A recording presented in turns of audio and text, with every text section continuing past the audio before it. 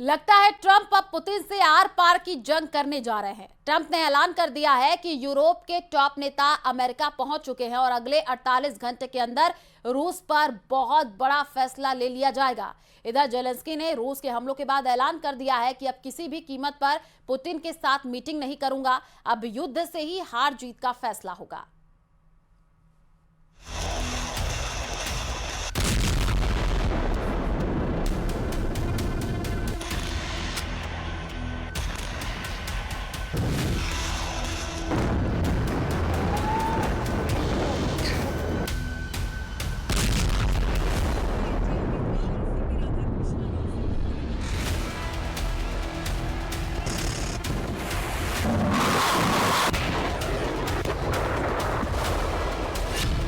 युद्ध पर अड़ गया यूक्रेन, रूस ने उड़ाए चीथड़े।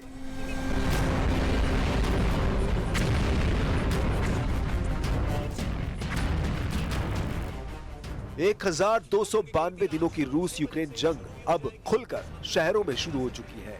जब से यूक्रेनी सेना ने रूस के तेल डिपो और पाइपलाइनों को धमाकों से उड़ाया है, उसके बाद से पुतिन ने यूक्रेन के बड़े बड़े शहरों के वीवीआईपी इलाकों पर हमले शुरू करवा दिए हैं। सबसे ताजा खबर यह है कि यूक्रेन की राजधानी समेत 1 दर्जन यूक्रेनी शहरों पर रूस ने 823 से ज्यादा हवाई हमले किए हैं। इधर जेलेंस्की भी रूसी हमलों से बुरी तरह बौखला गए हैं। जेलेंस्की ने तो यहां तक ऐलान कर दिया है कि वो अब किसी भी कीमत पर रूस के राष्ट्रपति पुतिन से मीटिंग नहीं करेंगे। इधर अमेरिका के राष्ट्रपति डोनाल्ड ट्रंप ने दावा किया है कि वो रूस पर नए और बड़े प्रतिबंध लगाएंगे। ट्रंप ने यह भी खुलासा कर दिया है कि 8 सितंबर और 9 सितंबर को यूरोप के टॉप लीडर अमेरिका में आकर तय करेंगे कि रूस को यूक्रेन से कैसे बचाया जाए, पुतिन से कैसे निपटा जाए।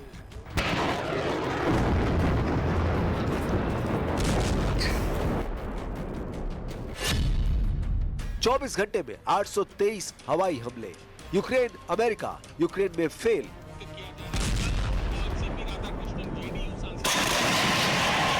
सत्ताईस फीसदी से ज्यादा यूक्रेनी इलाका रूसी सेना के कब्जे में आ चुका है। पूर्वी यूक्रेन का डॉनबास इलाका 90% रूसी कंट्रोल में जा चुका है, लेकिन उसके बावजूद रूस के हमले कम होने के बजाय तेज हो रहे हैं। खुद पुतिन ने एक हफ्ते पहले मीडिया के सामने 2 टूक कहा था कि रूसी सेना तेजी से यूक्रेनी इलाकों पर कब्जा कर रही है और रूसी सेना की लगभग हर यूनिट सफलतापूर्वक यूक्रेन में अपने लक्ष्य हासिल कर रही है।